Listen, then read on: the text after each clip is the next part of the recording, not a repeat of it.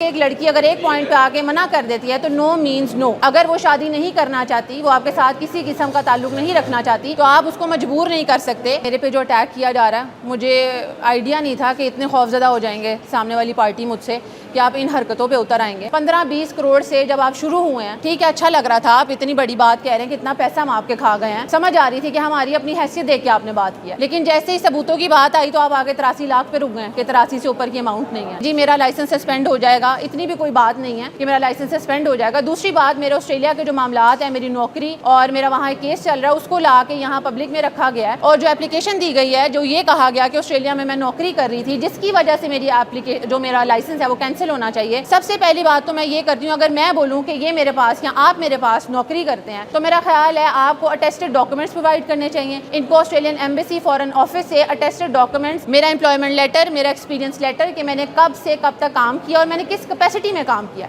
हो सकता है मैंने लीगल कैपेसिटी में ही काम किया हो सकता है कि मैं अपने क्रेडिट आवर्स कर रही हूँ। इनके पास उस चीज़ का कोई सबूत नहीं है। मंडे को भी ये एप्लीकेशन दी गई बाहर में मेरे अगेंस्ट, तो मुझे रोज़ कॉल्स आती हैं कि आप आके अपना बयान दें, उस पर एक्सप्लेनेशन दें। तो ये बात तो बहुत एविडेंट है कि एफआईआर हमारी रजिस्टर हो चुकी है और प्रेशर बनाने के लिए ये सब कुछ तो किया ही जाएगा, प्रेशर टैक्टिक्स हैं।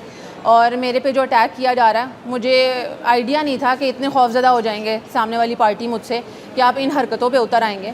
तो इनके लगाए गए तमाम तर जो इल्ज़ामात हैं वो बेबुनियाद हैं। इंशाल्लाह जो भी रेलिवेंट फोरम्स हैं, हम उधर जाके केसेस जो हैं या एप्लीकेशंस हैं या जो क्लेम हैं उनको कॉन्टेस्ट करेंगे और मैं खड़ी हूँ। बाकी ये है कि अगर आके जिस तरह मियां अली इशफाक ने ये चूज़ किया कि वो आके मीडिया में ये सारी बातें करें, जिस तरह के उन्होंने जो हरासमेंट का NCCI का केस है उसको बिल्कुल एक अलग नोयत का एंगल देने की कोशिश की। उन्होंने आज तक कभी भी अपने हरासमेंट वाले केस पे या जो NCCI का केस चल रहा है उस पर बात ही नहीं की।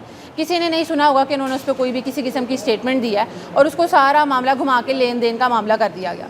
मैंने तब भी ये बात बोली थी कि अगर इस तरह का कोई मामला है भी तो जो रेलिवेंट फोरम है आप वहाँ जाएँ, वहाँ आप हमें बुलाएं, वहाँ हम पे केस करें, जो अब तक नहीं किया। जिस तरह से मैंने जो एप्लीकेशन अभी दी है उनके ख़िलाफ़ डेरोगेटरी जो उन्होंने स्टेटमेंट मेरे लिए पास किया है, जो डिसरिस्पेक्टफुल भी थी, तो मैंने उसके लिए एप्लीकेशन पंजाब बार में दिया कि एक लाइन होती है हर वकील की भी, एक एथिकल, आप मिसकंडक्ट नहीं कर सकते, आपको अपनी एथिकल जो लाइंस है उसमें रहना होता है। उन्होंने वो क्रॉस किए हैं और तमाम तर जो मोमिना पे एलिगेशंस लगाए हैं जो बिल्कुल बेबुनियाद है, जो वो कभी साबित नहीं कर सकते, जो अभी तक भी नहीं कर पाए, NCCI में भी नहीं कर सके और किसी और फोरम पे भी नहीं कर सके। उन्होंने बोला कि ये हमारा पैटर्न है, मेरा और मोमिना इकबाल का। तो ये मतलब उन्होंने जो सारी चीज़ें मोमिना इकबाल से एसोसिएट की वो मेरे से भी की, तो मैंने इसीलिए उनके खिलाफ एप्लीकेशन दी है कि वो किस तरह ये सारी बातें कर सकते हैं। आज उन्होंने कुछ एविडेंस दी हैं जी, जिनमें बैंक स्टेटमेंट भी शामिल हैं, कुछ ईमेल शामिल हैं, कुछ वो कह रहे हैं कि वीडियो रिकॉर्ड भी उनके पास है जो उन्होंने आज की प्रोसीडिंग में फ्राहम किया है। उससे मतलब क्या कहेंगे? ख़ासतौर पर उन्होंने ब्लैकमेलिंग के भी इल्ज़ाम लगाए और हनी ट्रैप का भी कहा है। सर, जब अंदर भी हमारी बार में ये आर्ग्यूमेंट चल रही थी कि क्या हमने हनी ट्रैप किया, ये मियां अली इशफाक के अपने ज़ाती अल्फाज हैं। साकिब खान चद्दर ने जो अपनी स्टेटमेंट NCCI में दी है, उधर भी उन्होंने इस तरह की किसी बात का, ब्लैकमेलिंग का या हनी ट्रैप का जिक्र नहीं किया। वो आप सब भी देख सकते हैं। उन्होंने बोला हमारे फैमिली ताल्लुकात है, अगर उसके अंदर कोई ट्रांजैक्शन हुई भी है और जो अगर वो तमाम तर ट्रांजैक्शन अभी मीडिया के आगे रख रहे हैं, किसी उस फोरम के आगे रख रहे हैं जो रेलिवेंट नहीं है, इंशाल्लाह मैं भी प्रोड्यूस कर दूंगी। लेकिन मेरा पॉइंट ये था कि रेलिवेंट फोरम में होना चाहिए। अगर इस तरह की कोई बात थी भी, वो केस करते, वो सूट दायर करते, वहाँ पे आके मुझसे मिलते ताकि मैं भी अपने एविडेंस रखती। यहाँ पे केस था उस स्टेटमेंट का जो उन्होंने मेरे खिलाफ दी, मैं उस पर बात करना चाहती थी, जो कि उस पर हमेशा की तरह वो मुद्दे पर नहीं रहे और वो भटक गया। उनको लग रहा है कि हम बिल्कुल इस वक्त केस पर बात कर रहे हैं, तो वो वही सारी चीज़ें करने शुरू हो गए। दूसरी बात ये, आप जो कह रहे हैं, उन्होंने जो शवाहिद पेश किए हैं, जो बैंक स्टेटमेंट्स हैं, मतलब मेरे पास उस हर चीज़ का काउंटर आर्ग्यूमेंट और एविडेंस मौजूद है जो मैं रेलिवेंट फोरम में रखूँगी भी।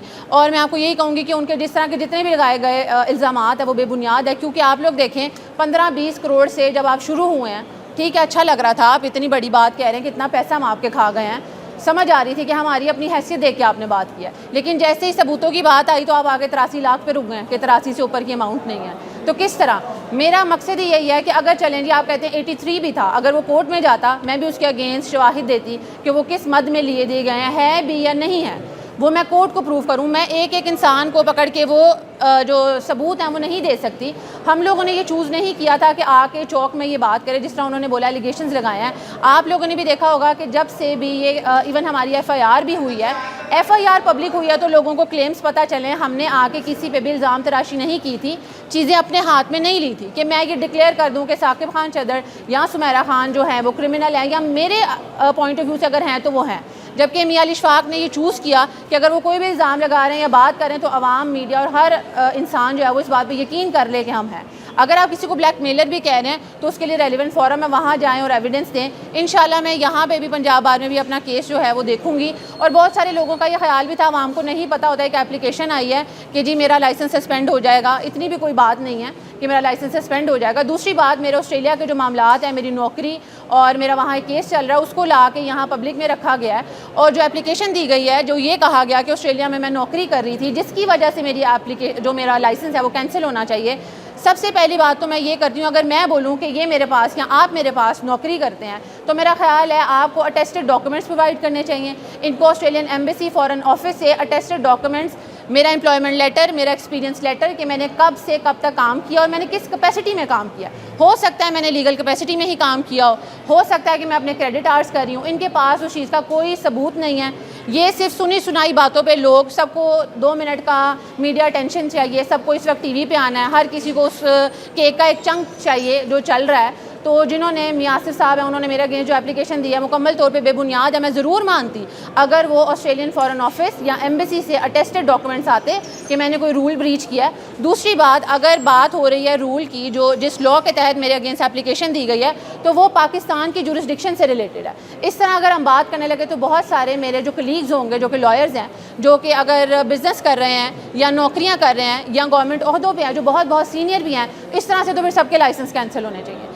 ये सिर्फ और सिर्फ जो तमाम तरह आप चीज़ें देख रहे हैं जो आ रही हैं, जो एप्लीकेशंस दी जा रही हैं, जो बवाना में भी मेरे खिलाफ एप्लीकेशन दी गई है, इंशाल्लाह मैं उसको भी कॉन्टेस्ट करूंगी और आप वो भी देखेंगे, उसमें से भी कुछ नहीं निकलेगा। अच्छा, ये बता दीजिए कि क्योंकि सारा मामला पहले बड़ा अच्छा आपका फैमिली रिलेशन था और उसके बाद छोटे छोटे जो मसाइल हैं वो शुरू, अब बात जो है वो बढ़ती चली है। ये कोई अना की तस्कीन के लिए किया जा रहा है या क्या इसमें निकलेगा इस हवाले से? सर, जब आप इदारों में जाते हैं और आप शिकायत दर्ज करते हैं तो इदारे जो हैं वो ये नहीं देखते कि ये अना की तस्कीन चल रही है, ये छोटी मोटी लड़ाई है, पर्सनल ग्रज है, या 4 साल पहले मुझे कोई अगर बात बुरी लग गई है तो मैं आज उठ के उस पर बात कर रही हूँ। ऐसा नहीं है।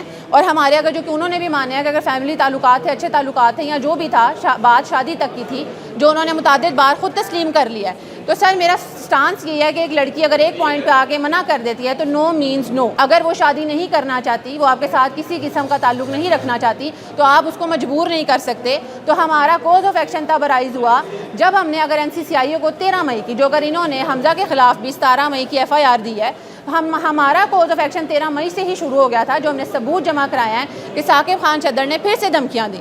हम पिछली बातें अगर आप ना भी करें, मैं पिछली बातें नहीं भी करती क्योंकि हम झेल रहे थे, हम सफ़र कर रहे थे, हम बातों को जाने दे रहे थे, इसका हरगिज़ ये मतलब नहीं है। लेकिन जैसे ही उन सारी धमकियों पर एक्शन लिया गया जो कि 17 मई को, तो सर हमारा कोर्स ऑफ एक्शन अराइज़ होता है, जो हमने प्रूव किया है। NCCI की एप्लीकेशन जो है वो मुख्तलिफ है, तमाम तर एप्लीकेशन से हमने अपने तमाम तर जो क्लेम्स हैं वो साबित कर दिए हैं। और इसी वजह से अभी दोबारा से हमारा जो है कॉज ऑफ एक्शन अराइज़ हुआ था और हमने एप्लीकेशन दी और हमने केस किया। अब तक की कार्रवाई से किस हद तक मुतमिन है और क्या तवक्को करेंगे? सर मुतमिन तो आप ये ना कहें, जहाँ अली इशफाक खड़े होते हैं वहाँ और क्या हो सकता है कि वो उस पॉइंट पे ही, उस मुद्दे पे ही नहीं आ रहे जो मेरी एप्लीकेशन है। वो इधर उधर की बातें करते हैं, जैसे उन्होंने मीडिया में पहले भी आवाम के आगे भी सिर्फ गंद करने की कोशिश की है, झूठे इल्ज़ामात, कैरेक्टर असैसिनेशन और एक नैरेटिव सेट करने की कोशिश की है कि हम ब्लैकमेलर्स हैं या जो भी, ताकि ना हमें आवाम सपोर्ट करे। क्योंकि ये पैगाम मुझे क्लियरली भिजवाया गया था कि आपका सोशल बॉयकॉट कराएंगे, तो उनको ये लगता है सामने औरतें खड़ी हैं, ऐसी हरकतें करेंगे वो, तो हम डर जाएंगे या पीछे हट जाएंगे। तो उन्होंने अभी भी अंदर बार काउंसिल में भी यही किया है कि बजाय मुद्दे पर बात करने की कि उन्होंने मेरे पे ये इल्ज़ाम क्यों लगाए हैं, वो इधर उधर की बातें कर रहे हैं। वो फिर मेरे ऑस्ट्रेलिया के मामलात को, मेरे केसेस को, मेरी जॉब को वो बीच में लेके आए हैं, जबकि उसके कोई शवाहिद नहीं है। अगर वो ऑस्ट्रेलियन एम्बेसी से या फॉरेन ऑफिस से आते हैं, मैं बिल्कुल गुनहगार हूँ, मुझे सज़ा दें आप। लेकिन अगर इस तरह की बेबुनियाद बातें और सिर्फ तंग करने के लिए किया जा रहा है तो मेरा ख्याल है मीडिया और आवाम को समझ आ रही है।